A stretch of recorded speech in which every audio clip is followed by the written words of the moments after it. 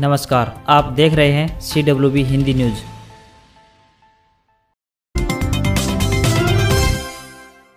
आयुष विश्वविद्यालय ने जारी की वार्षिक और रीअपियर की डेट शीट। 16 अगस्त से होंगी परीक्षाएं। आयुष विश्वविद्यालय ने कोरोना महामारी की धीमी पड़ती रफ्तार के बीच BAMS व BHMS और D फार्मा आयुर्वेदा की वार्षिक और रीअपियर की डेट शीट जारी कर दी है। 16 अगस्त से परीक्षाएं होंगी जो सितंबर महीने तक चलेंगी। डेट शीट विश्वविद्यालय की वेबसाइट पर अपलोड कर दी गई है।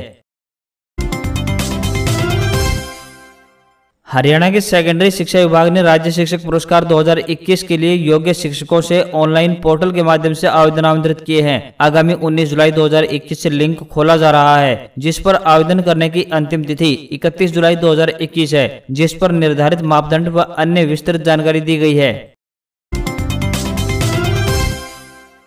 हरियाणा में विवाह पंजीकरण को बढ़ावा देने के उद्देश्य से राज्य सरकार द्वारा विवाह पंजीकरण योजना की शुरुआत की गई है। इस योजना के तहत विवाह के 30 दिनों के भीतर रजिस्ट्रेशन करवाने वाले दंपति को प्रोत्साहन स्वरूप 1100 रुपए व मिठाई का डब्बा दिया जाएगा। जो व्यक्ति मुख्यमंत्री विवाह शगुन योजना में कवर नहीं होते, उन्हें विवाह पंजीकरण योजना के तहत लाभ दिया जा रहा है। राज्य सरकार की मुख्यमंत्री विवाह शगुन योजना के अंतर्गत पात्रता की शर्तें पूरी करने वाले परिवारों की लड़की की शादी के लिए 51,000 रुपए शगुन के रूप में सहायता प्रदान की जाती है। इस योजना का लाभ प्राप्त करने के लिए लड़की की आयु 18 वर्ष या इससे अधिक तथा लड़के की उम्र 21 वर्ष या इससे अधिक होनी चाहिए। इस योजना का लाभ लेने के लिए इच्छुक को ऑनलाइन आवेदन करना होता है।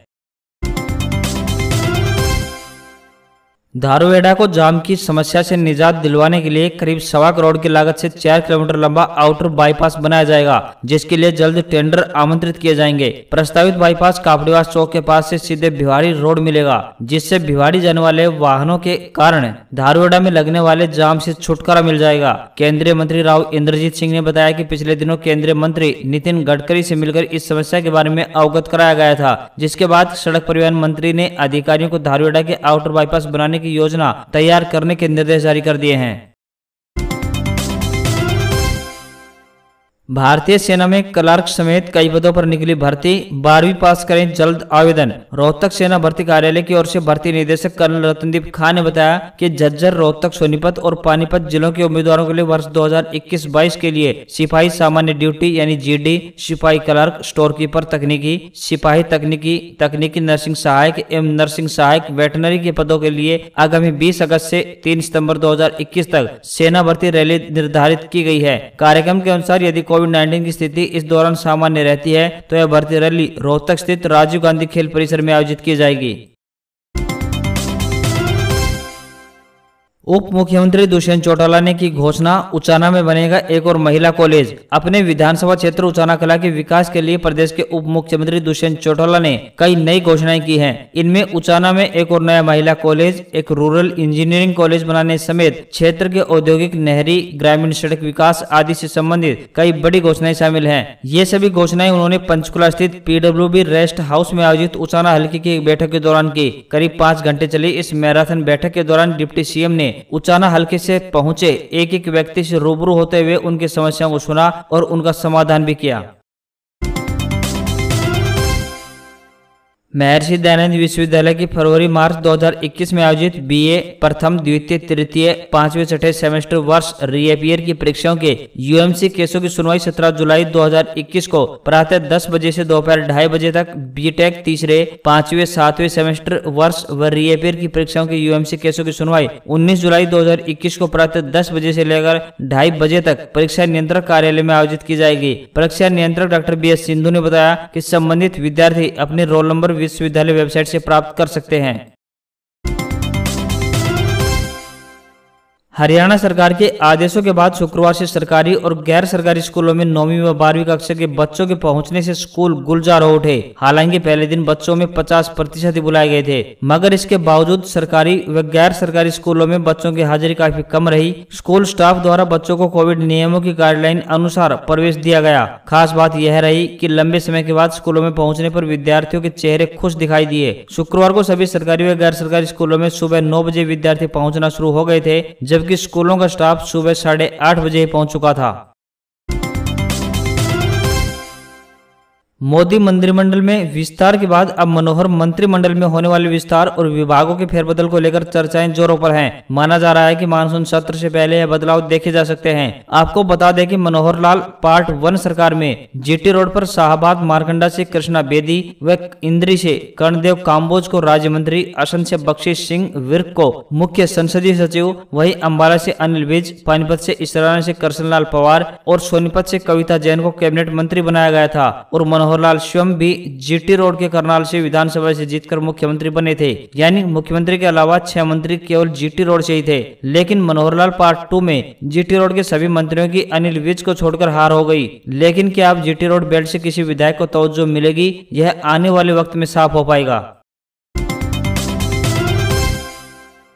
हरियाणा के मुख्यमंत्री मनोहर लाल खट्टर राजधानी दिल्ली पहुंच चुके हैं। यहां वे कई मंत्रियों से मुलाकात कर सकते हैं। इससे पहले मुख्यमंत्री मनोहर लाल खट्टर बीती 29 जून को दिल्ली पहुंचे थे। यहां पर उन्होंने केंद्रीय पर्यटन मंत्री, केंद्रीय आवासन और शहरी कार्य राज्य मंत्री और केंद्रीय उर्वरक व रासायनिक मंत्री से मुलाकात की। इन मुलाकातों में कई अहम प्रोजेक्टों को लेकर चर्चा हुई थी। Health department government of Haryana के कोविड-19 मेडिकल बुलेटिन के अनुसार बीते 24 घंटे के दौरान कुल 27,087 सैंपल लिए गए, जिनमें से 46 पॉजिटिव केस मिले हैं। तो वहीं कुल अब एक्टिव केसों की संख्या 836 रह गई है। वहीं रिकवरी रेट की बात करें तो 98.65% पर पहुंच चुकी है।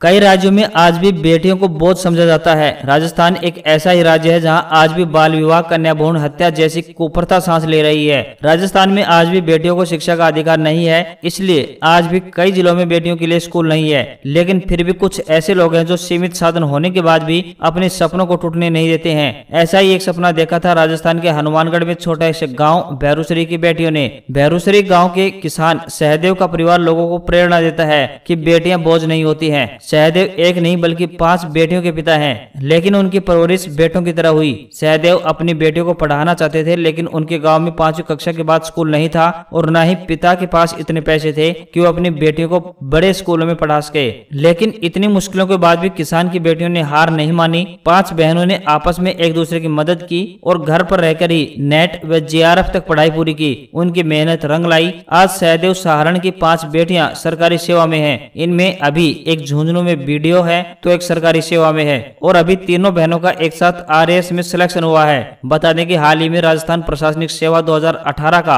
अंतिम परिणाम घोषित हुआ है, जिसमें हनुमानगढ़ निवासी तीनों बहनों अंशु, रितु और सुमन का RAS में सिलेक्शन हो गया है। अन्य 2 पहले से ही सेवा में थे। वहीं परिवार और गांव के लिए कितना गर्व का क्षण होगा।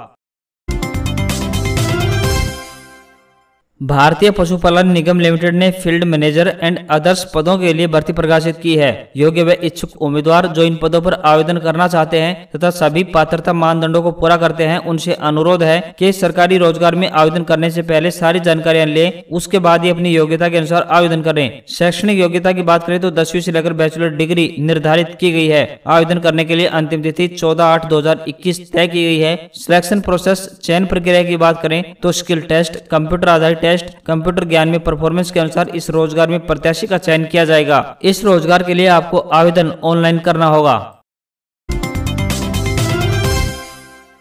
दक्षिणी पश्चिमी मानसूनी हवाएं हरियाणा में 18 जुलाई से राज्य के ज्यादातर क्षेत्रों में फिर से सक्रिय होने की संभावना व्यक्त की गई है। राज्य के ज्यादातर क्षेत्रों में 18 जुलाई रात्रि से 21 जुलाई के बीच हवाओं व गरज चमक के साथ बारिश होने की संभावना है। इस दौरान कुछ एक स्थानों पर तेज बारिश भी होने की संभावना व्यक्त की गई है। मौसम पूर्वानुमान 15 जुलाई से 21 जुलाई तक की बात करें तो 17 जुलाई से बंगाल की खाड़ी में एक और लो प्रेशर एरिया बनने से मानसून की सक्रियता फिर से बढ़ने के कारण राज्य के सभी क्षेत्रों में गरज चमक व हवाओं के साथ 18 जुलाई से 21 जुलाई के बीच बारिश होने की संभावना है। इस दौरान कुछ एक क्षेत्रों में तेज व भारी बारिश होने की भी संभावना व्यक्त की गई है।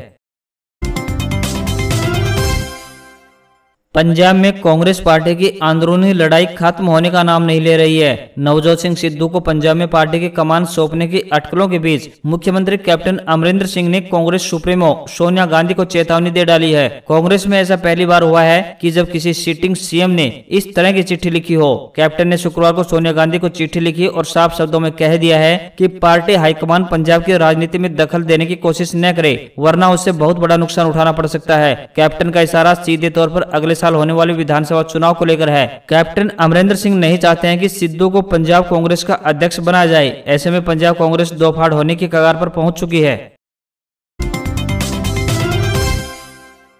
गूगल मीट से वीडियो कॉन्फ्रेंसिंग करने वाले यूजर्स के लिए बुरी खबर है। अब कंपनी ने वीडियो कॉलिंग ऐप मीट पर फ्री अकाउंट के लिए अनलिमिटेड ग्रुप वीडियो कॉल की सुविधा को खत्म कर दिया है। अब यूजर्स सिर्फ 1 घंटे के लिए ग्रुप कॉलिंग कर सकेंगे। गूगल के मुताबिक ग्रुप वीडियो कॉलिंग के दौरान 55 मिनट के बाद एक नोटिफिकेशन मिलेगा जिसमें कॉल खत्म होने की जानकारी दी जाएगी। नॉन स्टॉप कॉलिंग के लिए 750 रुपए का मेंबरशिप प्लान लेना होगा।